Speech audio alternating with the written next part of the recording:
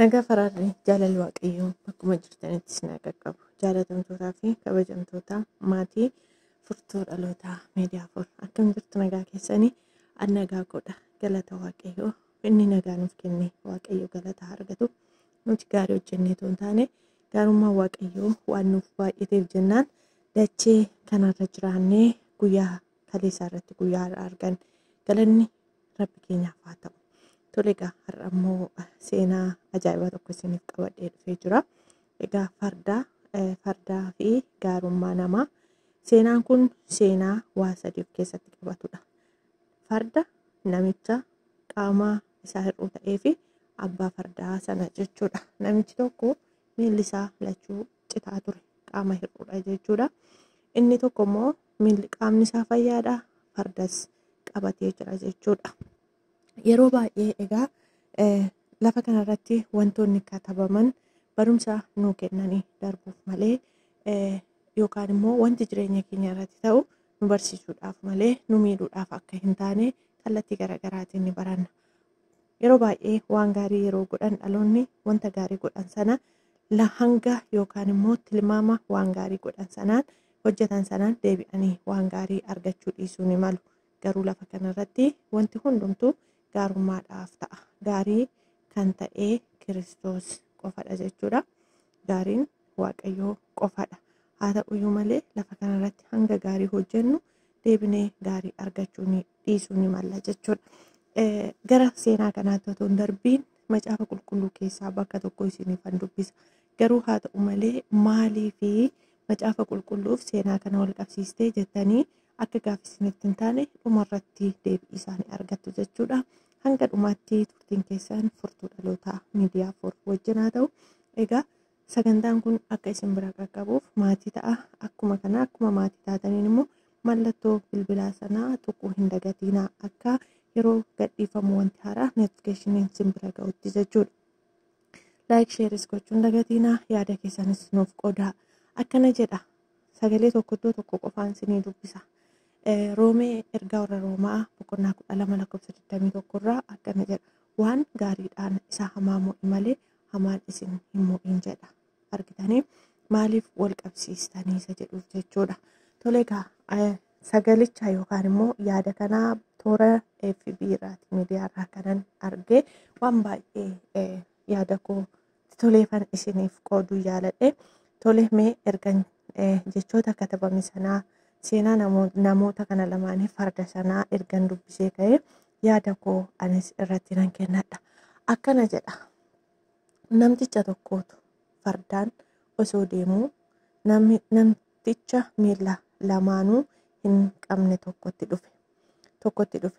Namichi miila hin qabne abbaa fardaa argeetu maaloo na bira hin darbiin akkuma argitu ani kana miilli koo lachuu citaadha deemuu hin danda'u jedheen. Abbaan fardaas hedduu gaddeef.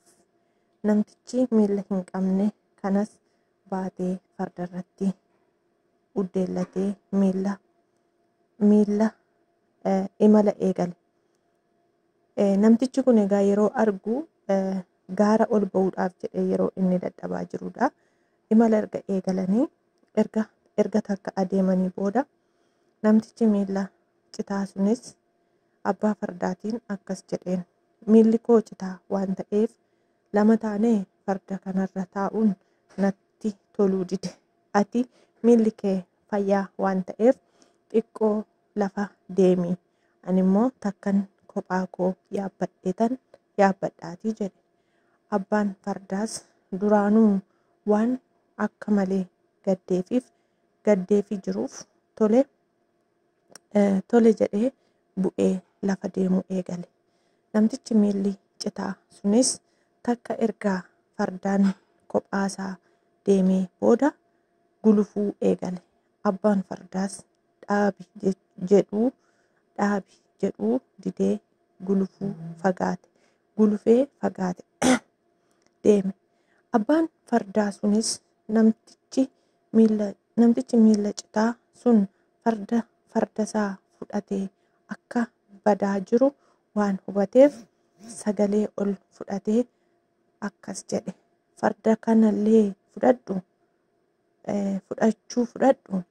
waan narratti raawwatte kana garuu namatti hin himin adaraa kee. Addunyaa kanarra namni nama gargaaru ni dhabamaati jedheen jedhama. Akkaataa kanatti namni kun egaa jalqabaa yeroo inni deemutti argee gaddee fi ofii isaa farda isaarraa bu'ee yaabbachiisee baatee akkuma kanallee deebisee immoo deemuun lamaan keenya nutti waan hin tolleef achi lafa deemi jennaan tole jedhee irraa bu'ee fi namni kun kophaa isaatii yaabbachuu eegale. Egaa gara ijoo dubbii kootti yeroo nufu iddoo kanatti sagaleen suni waan gaariidhaan isa hamaa mo'i malee hamaan isin hin mo'in iddoo jedhutti jireenya keenya keessatti wantoonni baay'een nu mudachuu danda'u. Namichi kun egaa farda isaa kennee fi durumaanuu osoo dideera ta'ee hin danda'a ture. Garuu gaarii waan godheef ammas gaarii godhe sanarratti illee namni gaariin godhameef sun gaafa isa miidhuudhaaf ka'e maal godhe dhiisee fi fudhadhu garuu maal jedhe waan narratti raawwatte kana namatti hin himin. Maaliif lafa kanarraa namoonni waan gaarii godhan akka hin dhabamneef. Akka anaaf galetti garuu namni kun akkas jechuunsaa erga wanta akkasii jiraate namoonni nama gargaaruudhaaf yookaan immoo yaada gargaarsaaf keessaa qabanillee ni dhokatu. Kana booddee erga gargaaramanii akkas ta'anii jechuu barbaadeetu laata. Walumaa galatti jireenya keenya keessatti wanti hamaan osoo hin taane gaariin nu haa mo'u. Miidhamuun jira wanta baay'eedhaan. Haa ta'u malee miidhama keenya caalaa isa nuuf miidhame Waaqayyotu caala waan ta'eedhaaf haa hafu jedhanii bira darbuun gaariidha.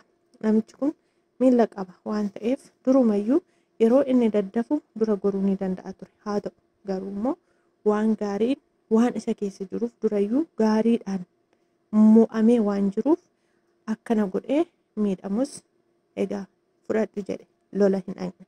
Kanaaf jireenya keenya keessatti wanti baay'ee nu mudatu illee akkaataa kanatti bira darbinee dhiisnee callisuun gaariidha jechuun jaalladha. Egaa garraamummaan yeroo tokko jireenya keenya keessatti siif sii galeera ta'uu danda'a. Isan galleefiif garuu akka yaada hin taanetti yookaan akka ati homaa hin beeknetti akka ati ilaalamtu si gochuu danda'a. Ijoo inni guddaan garuu ati dhugaadhaan waan hojjettu sana hojjedhu. Dhumarratti egaa anaan baay'ee kan ajaa'ibe waan irratti raawwatte kana namatti hin himin. Sababiin isaas kana booddee addunyaa kanarra namoonni nama gargaaran dhabamuu danda'u jedhe.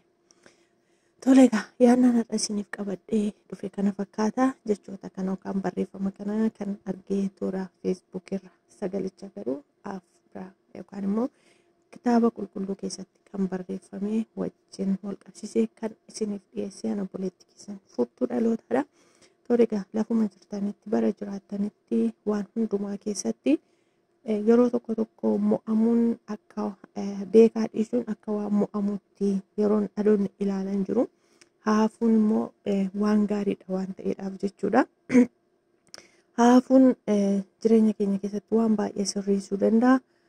Dhiisuun gaariidha isa jedhamu sana hubannee waan hundumaa dhiisuun gaariidha isiniin jechuun jaalladha.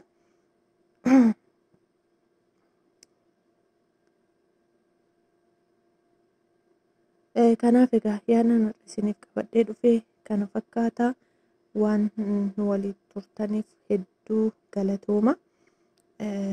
Maaliif sagalee Waaqayyoo ammas iddoo tokkotti dabalee macaafa lallabaa boqonnaa 10:4 irratti calluma jechuun cubbuu baay'ee akka hambisullee ni dubbata jechuudha. Yeroo maaliifin kana kaasee namoonni baay'een gaafa cal jedhan akka gowwaatti yookaan akka waan badii qabanitti ilaalu.